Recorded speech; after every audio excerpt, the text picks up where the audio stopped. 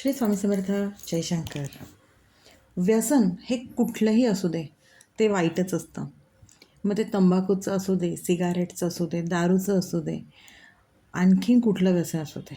व्यसन हे शरीराला आणि आपल्या कुटुंबाला हे घातकच असतं. आणि त्यात सगळ्यात वाईट म्हणजे दारू. दारूची सवय मोडणं खरं तर अवघड आहे आणि बघितलं तर सोपंही आहे. सगळ्यात महत्त्वाचं, जी व्यक्ती व्यसन करते ना, तिच्याच हातात ह्या सगळ्या गोष्टी असतात. पण ह्या व्यसनामुळे अनेक कुटुंब उद्ध्वस्त झालेली आहेत.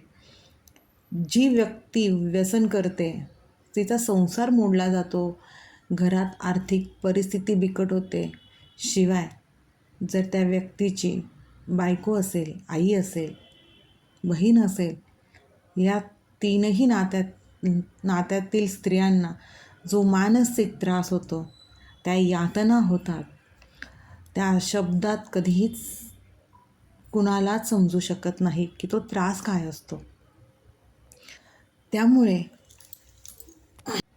मुळातच जे कोणीही व्यसन करत असेल त्याने आधी स्वतःच्या मनावरती संयम ठेवायला शिकावं. कारण हे व्यसन सोडणं सर्वस्वी त्या व्यक्तीच्या हातातच असतं.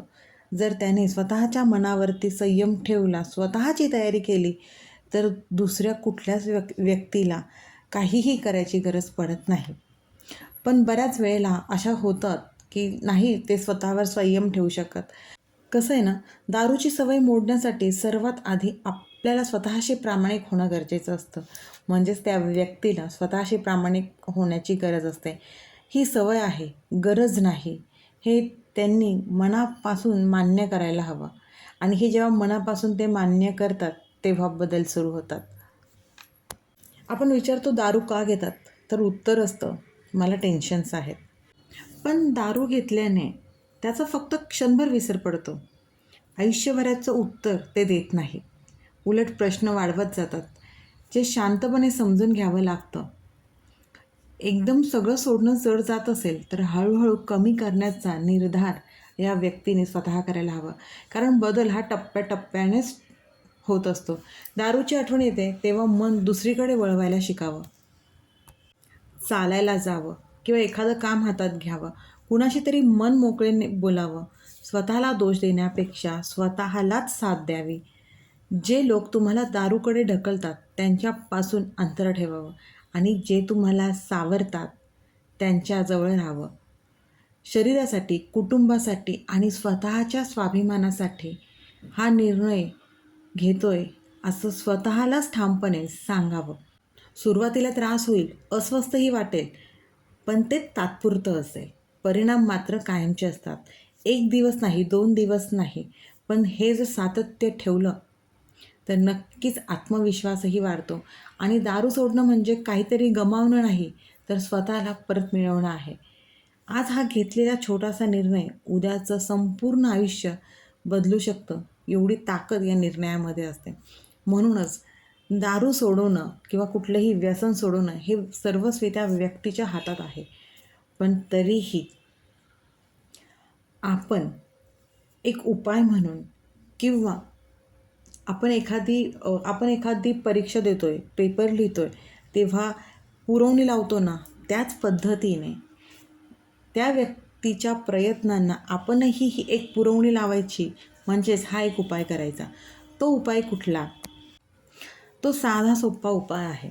सगळ्यात महत्त्वाचं तर तारक मंत्राचं तीर्थ, जे संकल्प करून महाराजांच्या आशीर्वादाचं सगळ्यात प्रभावी अशी सेवा, तारक मंत्राचं तीर्थ हे त्या व्यक्तीला द्यावं.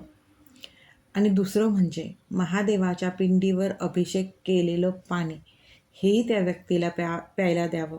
आणि अजून एक महत्त्वाचा उपाय म्हणजेच विड्याचं पान घ्या, त्यावर 11 मनुके, 2 लवंग, 1 जायफळ, एक छोटासा तुकडा पांढरी मिठाई, थोडंसं मध, कापूर पानावर ठेवा. आणि जी व्यक्ती दारू पिते त्यांचं नाव घ्या आणि हा पुढील एक मंत्र म्हणा. तो मंत्र म्हणजे ओम कालभैरवाय नमः. ओम कालभैरवाय नमः आणि पानावर ठेवलेला कापूर जाळून टाका. हा उपाय 5 शनिवार करायचा आहे. प्रत्येक सेवा करताना आपण ती त्याच विश्वासाने आणि मनापासून करायची आहे. मी सांगितलं त्याप्रमाणे आपल्याला ही पुरवणी त्या परीक्षा देणाऱ्या व्यक्तीच्या पेपरला लावायची आहे.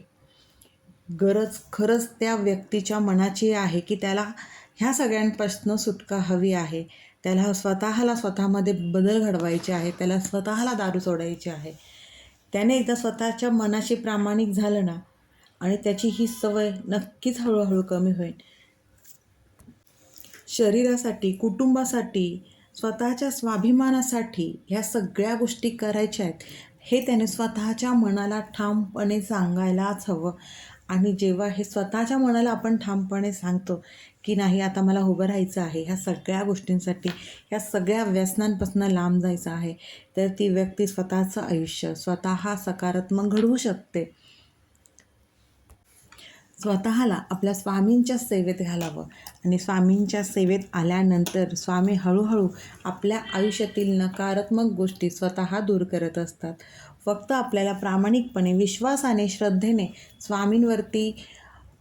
स्वामींवरती विश्वास ठेवण्याची गरज आहे. आणि खरंच जे कोणी हे व्यसन करत असेल त्यांना विनंती करून सांगेन की ह्या व्यसनांपासून दूर राहा. खरंच आयुष्याचं नुकसान होतं. तुमच्या स्वतःच्याही तब्येतीचं नुकसान होतं, पण तुमच्यासोबत तुमचं संपूर्ण कुटुंब उद्ध्वस्त होतं आणि तुमच्या घरातील आई, बहीण, बायको यांचंही आयुष्य उद्ध्वस्त होतं.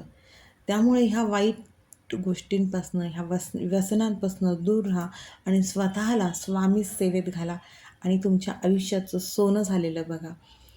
आणि ज्या कोणी असतील, ज्यांची व्यक्ती हे व्यसन करत असेल त्यांनी हे छोटेसे उपाय करून बघा आणि नक्कीच स्वामींना मनापासून सांगा.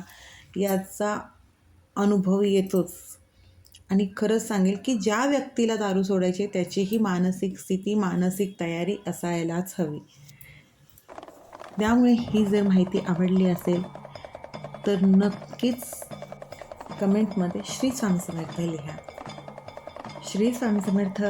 अशक्यही शक्य करतील स्वामी, अशक्यही शक्य करतील स्वामी.